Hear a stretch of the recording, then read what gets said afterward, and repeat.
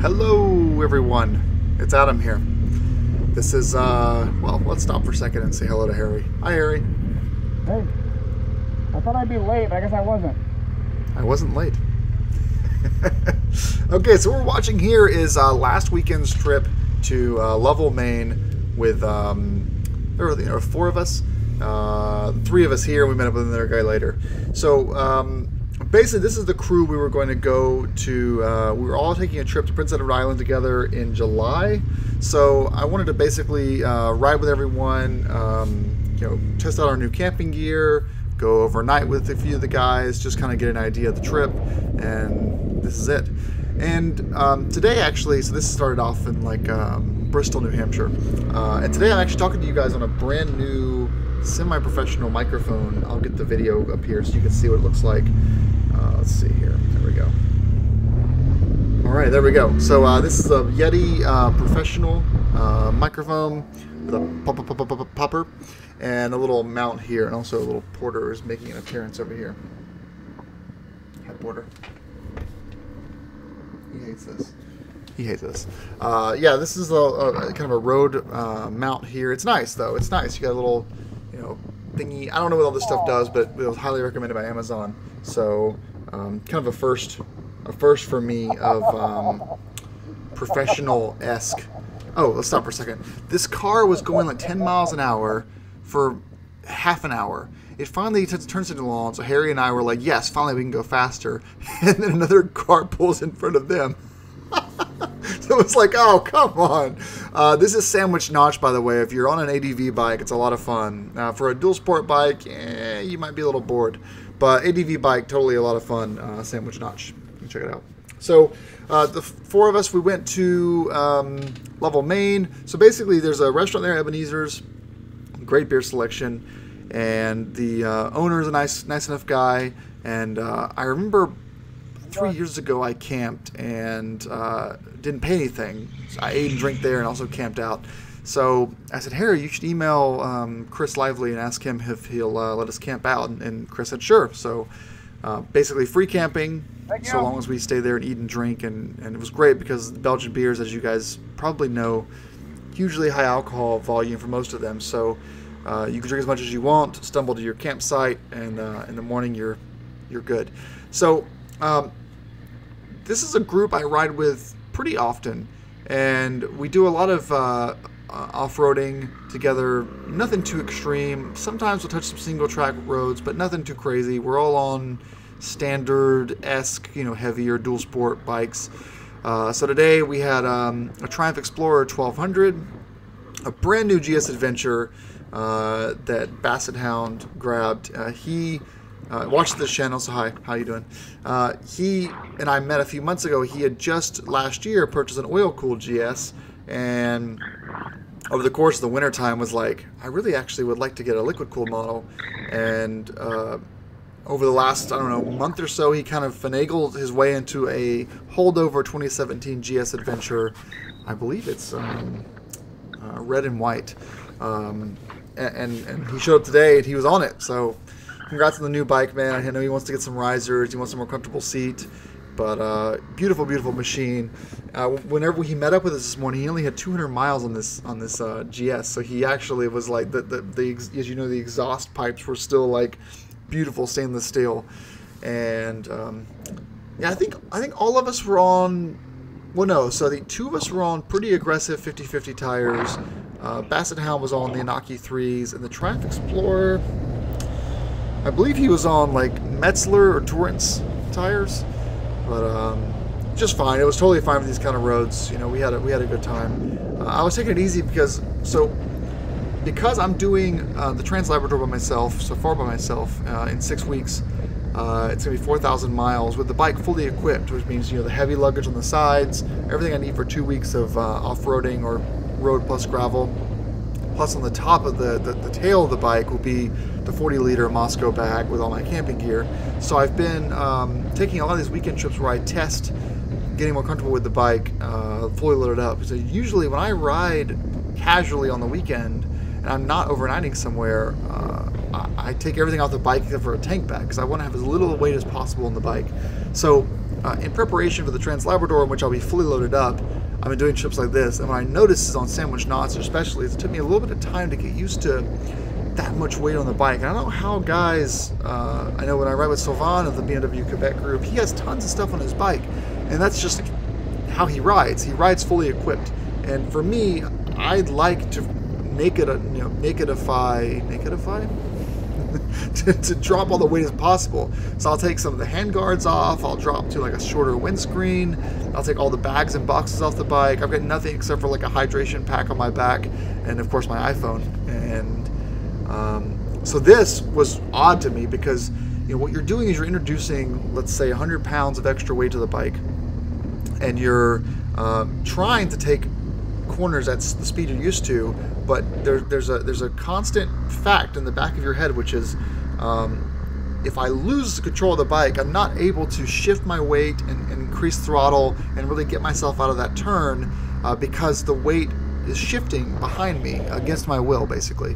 So as you see here, I'm not really keeping up with the group very well, but it's because I'm still getting used to that sort of setup, and I've gotten a little bit better. Oh, hey guys, these two dudes, we posted we did Sandwich Notch on Adventure Rider, and these two dudes commented and said, you probably saw us, and so we did. There they were. Hi guys.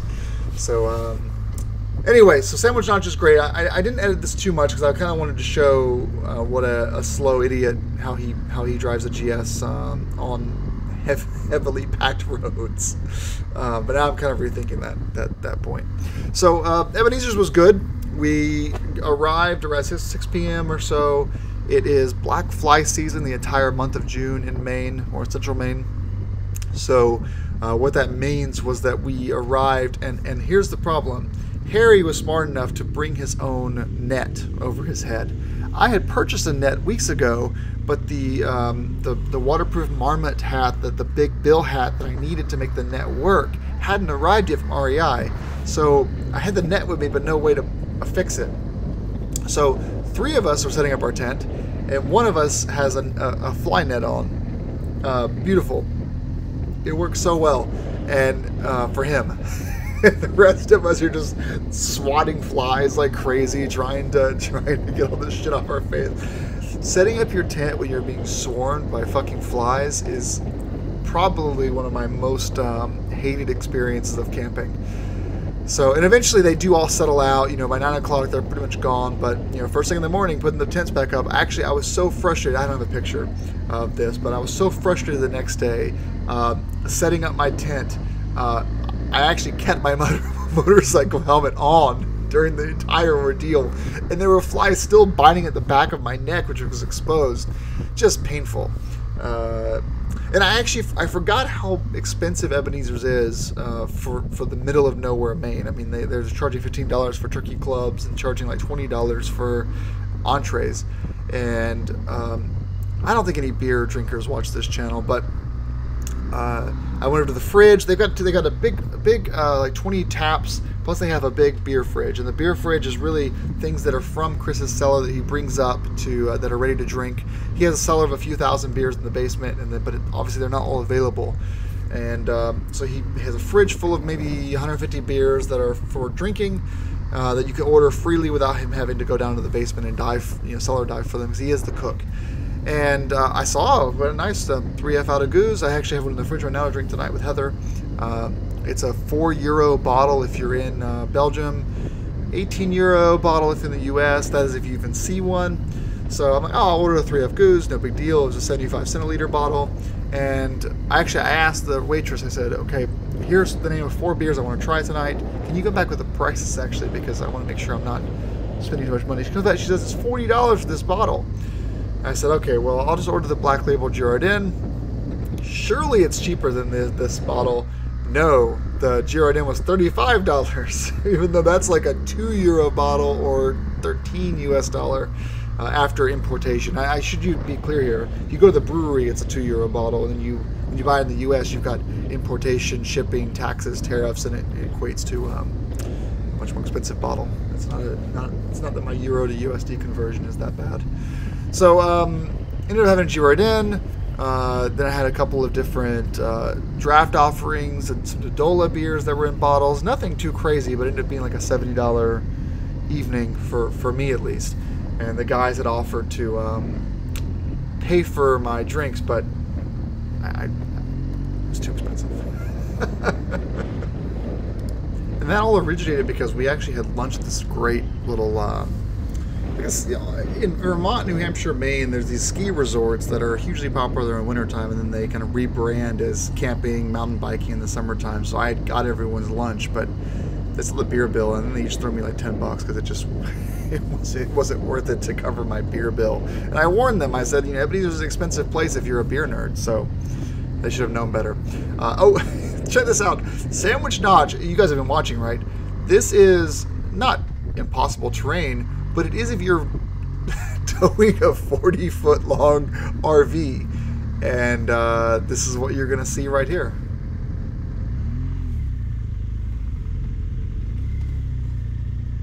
I mean, look at this.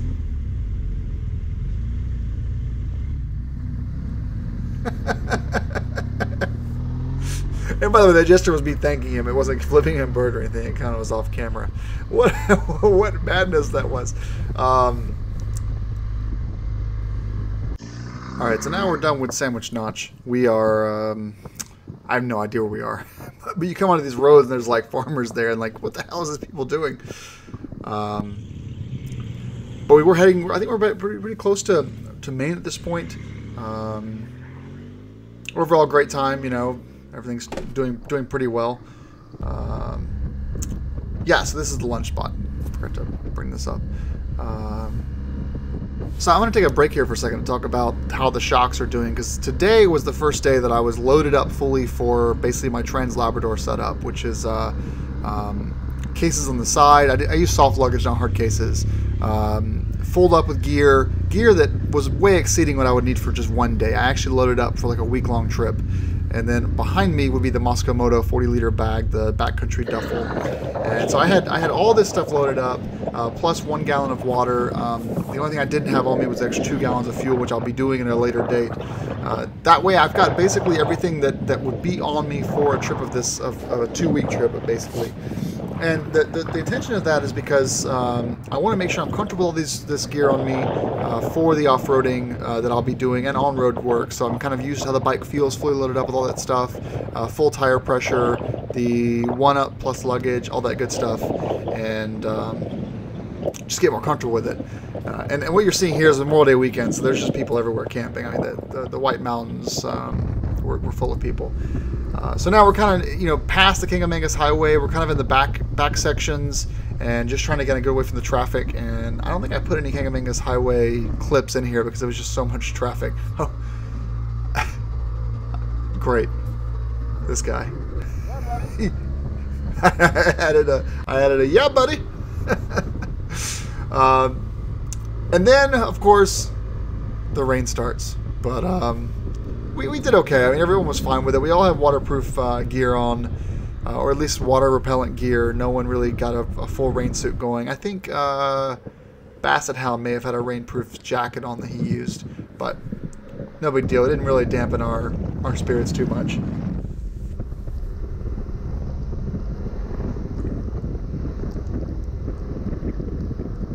But it really is beautiful up here, though.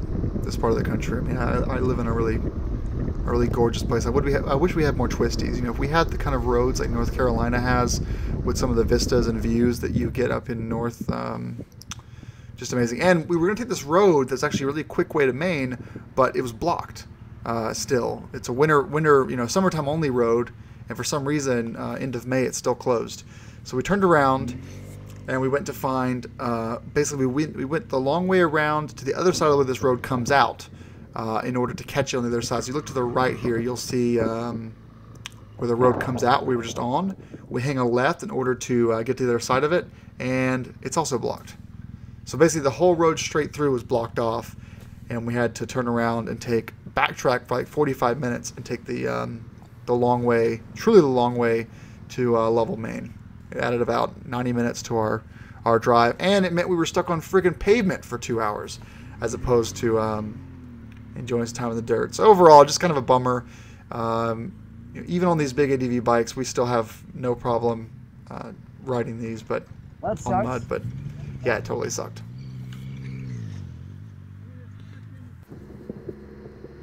So as you can see, we're backtracking. Yay. Okay, the next clip is Hurricane. What's it called?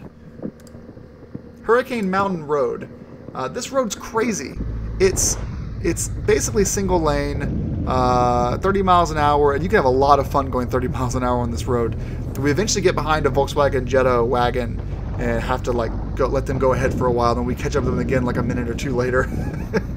But this road was great. Some of these clips, just let this play out. Some of these clips are just great.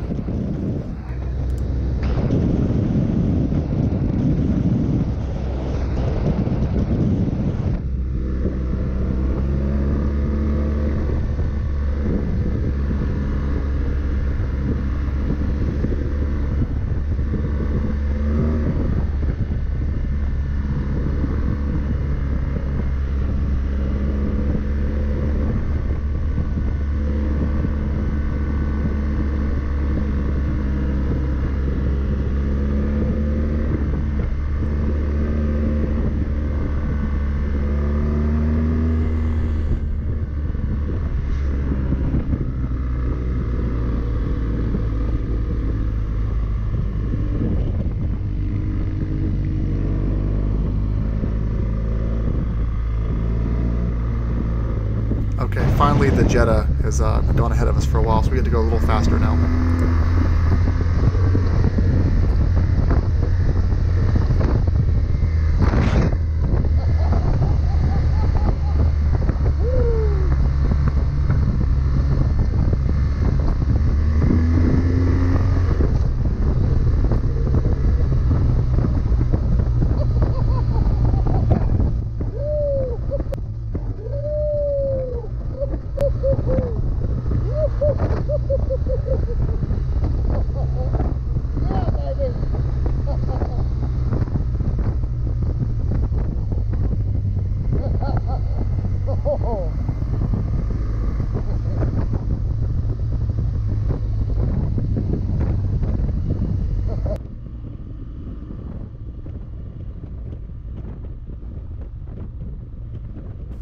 And we're finally in Maine. I had the Turkey Club. I had a few different beers.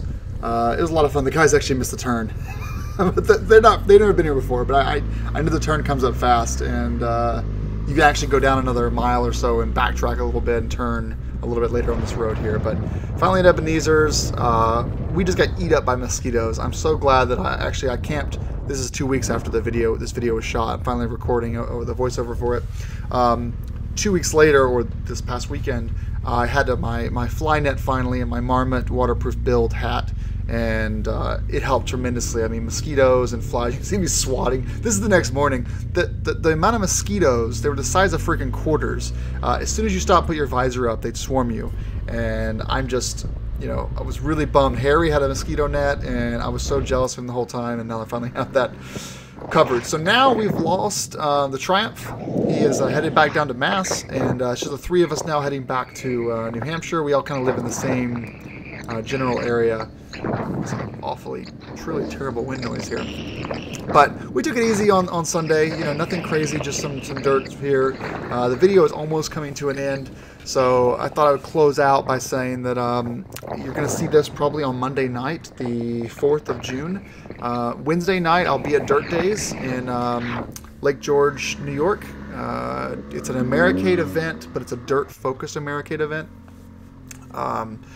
So Americade being heavily on the cruisers and vintage bikes, Harley, Triumph, Indy, and that kind of thing, Honda. Dirt Days being the obviously the dirt-focused adventure bikes, dual sport bikes, dirt bikes, and they have obstacle courses, they have competition, they have demo bikes and adventure bikes. Honda's there, a bunch of vendors are there. They're actually using one of the vendors using my bike. It's going to be a great time. So I'll be there Wednesday through Sunday. If you see the white helmet, the Shoei GT Air, or you see the all black, triple black, please come out and say hi, and I'll pour you some bourbon. But this was a great weekend, and this has been a test, really. I didn't really have a script for this. Next time I'll do more of a script, but this was kind of a test of my Blue Yeti microphone. I think it came out pretty good. I think that most of the issues with the sound quality here are microphone placement and my overall speaking ability, enunciating, and swallowing my spit and like not popping things too much. So I think I'll get better at this over time. It's just kind of a way for me to talk about things, just like I would have had a podcast, while still filling you guys in with motorcycle riding videos. And for the longest time, I had these riding videos and they were so boring. And while I'll probably start to phase in an editor to these over time, this is a way for me to share clips of things and still share with you things that are going on in my life that are audio based. And this is pretty much it. So we're gonna wrap it up here. Thanks so much for watching.